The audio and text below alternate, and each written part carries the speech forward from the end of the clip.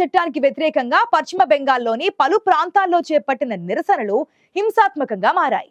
బెంగాల్లో చోటు చేసుకున్న హింసాత్మక ఘటనలపై రాజకీయ దుమారం కొనసాగుతోంది.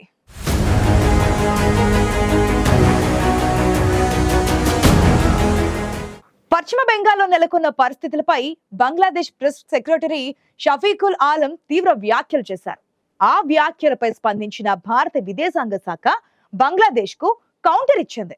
బంగ్లాదేశ్ ముందు తన సొంత దేశంలో పరిస్థితులను చక్కదిద్దుకోవాలని భారత విదేశాంగ శాఖ హితవు పలికింది.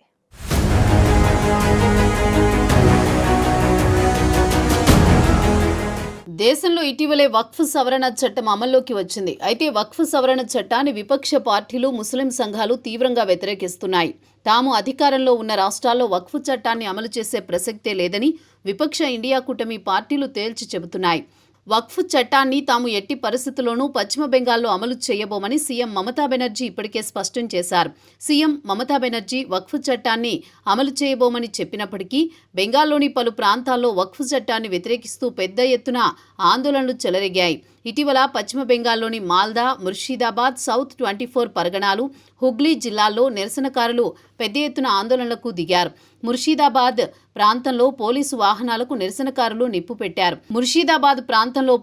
వాహనాలకు నిరసనకారులు నిప్పు పెట్టడం వంటి ఘటనలతో అక్కడ విధ్వంసం చోటు చేసుకుంది. ఆయా ప్రాంతాల్లో నిరసనల కారణంగా చెలరేగిన ఘర్షణల్లో 3 ప్రాణాలు కోల్పోయారు.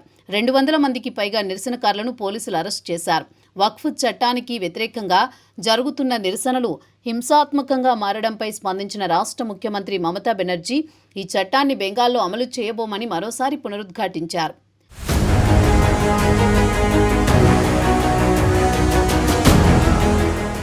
వక్ఫ్ బోర్డు పరిధిలోని ఆస్తులు, భూములను, పాఠశాలలు, ఆసుపత్రులు సంక్షేమానికి ఉపయోగించేలా వక్ఫ్ సవరణ చట్టాన్ని కేంద్రం రూపొందించింది. అయితే వక్ఫ్ సవరణ చట్టాన్ని ప్రతిపక్ష పార్టీలు, ముస్లిం సంఘాలు తీవ్రంగా వ్యతిరేకిస్తున్నాయి. పశ్చిమ బెంగాల్లో వక్ఫ్ సవరణ చట్టాన్ని అమలు చేయబోమని సీఎం మమతా బెనర్జీ మొదటి నుంచి చెబుతున్నారు. అయినప్పటికీ వక్ఫ్ చట్టాన్ని వ్యతిరేకిస్తూ బెంగాల్లోని పలు ప్రాంతాల్లో చేపట్టిన నిరసనలు హింసాత్మకంగా మారడంతో ప్రాణ, ఆస్తి నష్టం జరిగింది. వక్ఫ్ సవరణ చట్టం కారణంగా పశ్చిమ బెంగాల్లోని ముర్షిదాబాద్ జిల్లాలో చెలరేగిన అల్లర్ల వెనుక బీజేపీ, బీఎస్ఎఫ్ హస్తం ఉందంటూ మమతా బెనర్జీ తీవ్ర ఆరోపణలు చేశారు. అమిత్ షాపై ఓ కన్నేసి ఉంచాలని ప్రధాని మోదీని మమతా కోరడం సంచలనం రేపింది.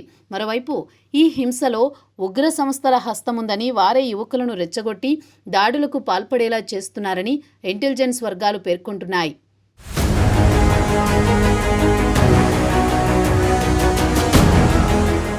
వక్ఫ్ సవరణ చట్టానికి వ్యతిరేకంగా ఇటీవల పశ్చిమ బెంగాల్లో నిరసనకారులు పెద్ద ఎత్తున ఆందోళనలు చేపట్టగా ఆ ఆందోళనలపై స్పందించిన బంగ్లాదేశ్కు చెందిన ఓ అధికారి సంచలన వ్యాఖ్యలు చేశారు.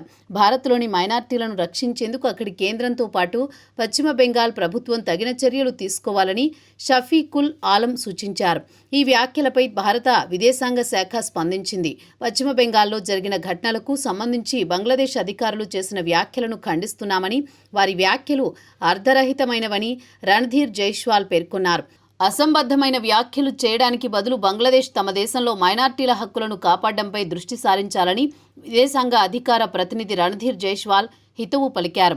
బంగ్లాదేశ్లో మైనార్టీలపై జరుగుతున్న హింస గురించి భారత్ ఆందోళన తెలుపుతోందని, వారు తిరిగి తమ దేశంపై నిందలు వేయడం మానుకోవాలని రణధీర్ జైస్వాల్ చురకలంటించారు.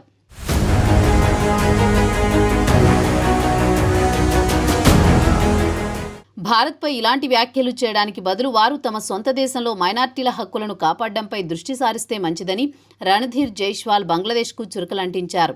పశ్చిమ బెంగాల్లో వక్ఫ్ చట్టాన్ని వ్యతిరేకిస్తూ చేపట్టిన ఆందోళనలపై రాజకీయ దుమారం కొనసాగుతోంది. బెంగాల్లోని పలు ప్రాంతాల్లో చేపట్టిన నిరసనలు హింసాత్మకంగా మారడంపై బీజేపీ సీనియర్ నేత సువేందు అధికారి ఇటీవల సంచలన వ్యాఖ్యలు చేశారు. బెంగాల్లో వచ్చే ఏడాది జరిగే అసెంబ్లీ ఎన్నికలు రాష్ట్రపతి పాలనలో జరుగుతాయని సువేందు అధికారి చేసిన వ్యాఖ్యలు రాజకీయంగా దుమారం రేపాయి. ఇటీవల ముర్షిదాబాద్లో జరిగిన హింసతో శాంతి భద్రతలు పూర్తిగా క్షీణించాయని ఆరోపించిన సువేందు అధికారి ముర్షిదాబాద్తో పాటు సుతి, ధులియన్, జాంగీపూర్, శంషేర్గంజ్ జిల్లాలోని పలు ప్రాంతాల్లో హింస నేపథ్యంలో పౌరులను కాపాడడం, శాంతియుత పరిస్థితులను నెలకొల్పడంలో దీదీ ప్రభుత్వం వైఫల్యమైందని విమర్శించారు. బెంగాల్లో అల్లరి ముక్కలు విధ్వంసం సృష్టిస్తుంటే టీఎంసీ ప్రభుత్వం మౌనం వహిస్తోందని సువేందు అధికారి తీవ్రస్థాయిలో మండిపడ్డారు. బెంగాల్లో జరిగిన హింసాత్మక ఘటనల వెనుక జిహాదిస్టులు ఉన్నారని సువేందు చేసిన ఆరోపణలు సంచలనంగా మారాయి. ఉన్మాదంగా ప్రవర్తించడానికి కొన్ని గ్రూపులను దీదీ ప్రభుత్వం అనుమతిస్తోందని, కానీ తాము వాటిని ఎదుర్కోవడానికి సిద్ధంగా ఉన్నామన్నారు సువేందు. అయితే ఎన్నికల్లో లెవెల్ ప్లేయింగ్ ఫీల్డ్ ఉండాలని, అందుకే ఎన్నికలకు ముందు పశ్చిమ బెంగాల్లో రాష్ట్రపతి పాలనను సిఫార్సు చేయడం గురించి ఎలక్షన్ కమిషన్ ఆలోచించాలి అని సువేందు అధికారి చేసిన వ్యాఖ్యలు బెంగాల్ రాజకీయాల్లో చర్చనీయాంశంగా మారాయి.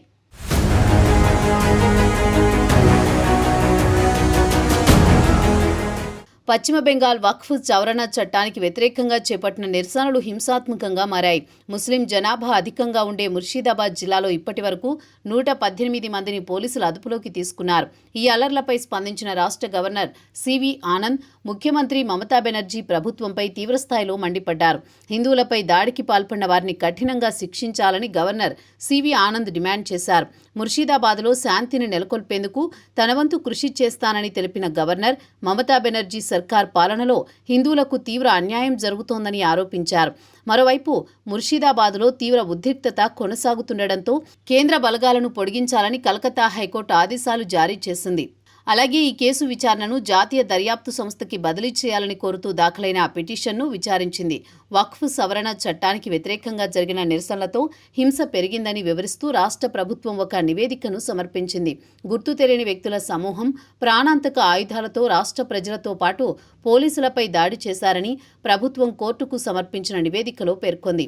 బెంగాల్లో వక్ఫ్ చట్టాన్ని వ్యతిరేకిస్తూ చేపట్టిన నిరసనలు ఆయా ప్రాంతాల్లో ఉద్రిక్తతలకు దారితీయడానికి కారణం కాగా, బెంగాల్లో ఏర్పడిన పరిస్థితులు రాష్ట్ర ప్రభుత్వానికి సైతం సవాల్గా మారాయి.